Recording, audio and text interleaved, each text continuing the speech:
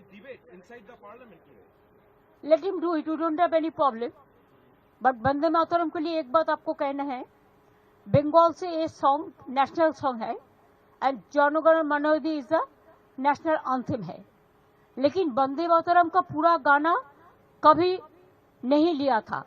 Only Rabindranath Tagore ने कुछ line, selected line तैयार किया था, उसी का ऊपर में Vande Mataram national song accepted हुआ था. ये भी जानकारी के लिए मैं बताया, बिकॉज आपने पूछा. पहले तो राज्यसभा ने नोटिफिकेशन दिया था कि जय हिंद बोलना नहीं चाहिए, वंदे मातरम कहना नहीं चाहिए.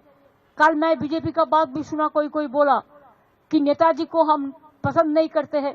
अरे तुम नेताजी को पसंद नहीं करते हैं, गांधी जी को नहीं करते हैं, राजा राम मोहन राय के नहीं करते हैं, तो किसको पसंद करते हैं?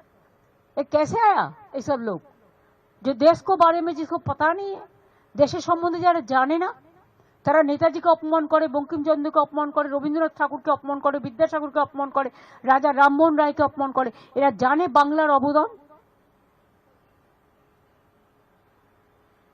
হয়েছে. এবার আমি যাই.